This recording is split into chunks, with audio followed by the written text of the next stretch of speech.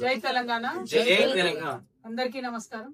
తెలంగాణ ప్రజలందరికీ తెలిసిందే, తెలంగాణ రాష్ట్రంలో ఉద్యమం నడిపించిందంటే మాట పాట. మరి మాట చెప్పినటువంటి అనేక మంది పెద్ద మనుషులు మనకు బాట చూపించినట్టే పాటతోని అనేక మంది సామాన్య ప్రజలకు ఉద్యమం ఏంటి, ఉద్యమ అవసరం ఏంటి, తెలంగాణ రాష్ట్రం రావడం వల్ల లాభం ఏంటి అనేటటువంటి విషయాలు ఊరున గజ్జగట్టుకొని తిరిగినటువంటి కళాకారులందరూ వినిపిస్తేనే ప్రతి ఊర్లో కూడా ఉద్యమం ఉవ్వెత్తున ఎగిసింది. ప్రతి ఊర్లో కూడా ఉద్యమ ఆకాంక్ష అనేటటువంటిది నిలబడేటట్టు చేసింది మన తెలంగాణ పాట అంటే అందులో అతిశయోక్తి లేదు. మరి ఒక్కరిద్దరు కళాకారులు కాదు, వేలాది మంది కళాకారులు దీని వెనుక నిలబడి మద్దతు ఇచ్చి ఉద్యమాన్ని ముందుకు నడిపినారు. అందులో గత బీఆర్ఎస్ ప్రభుత్వంలో దాదాపు 550 మందికి కళాకారులకు ఉద్యోగం ఇచ్చినటువంటి అంశం మనందరికీ తెలిసిందే.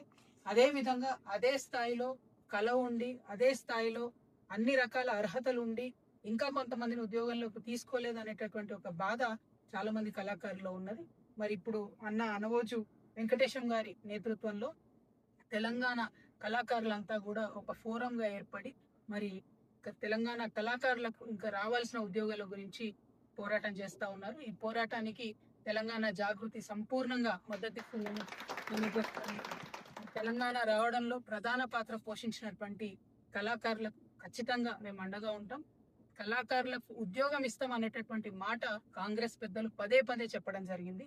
చెప్పి 2 సంవత్సరాలుగా అపాయింట్మెంట్ ఇవ్వకుండా ఇబ్బంది పెట్టడం, కళాకారులు అనేటటువంటి కనీస గౌరవం లేకుండా మరి ఎప్పటికప్పుడు ఊకదంపుడు ఉపన్యాసాలు తప్పితే ఉద్యోగాలు ఇవ్వనటువంటి సందర్భాన్ని గమనిస్తున్నాం. కాబట్టి ఇందిరా పార్క్ దగ్గర పెద్ద ఎత్తున మన కళాకారులందరూ కూడా ధర్నా చేయబోతా ఉన్నారు. ఆ ధర్నాలో కూడా జాగృతి పాల్గొంటుంది.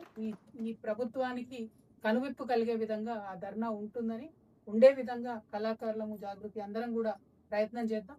ప్రభుత్వాన్ని మేల్కొల్పుదాం, ఉద్యోగాలు సాధి. Thank you. జై తెలంగాణ. జై జాగృతి. జై తెలంగాణ. జై జనతా. జై తెలంగాణ.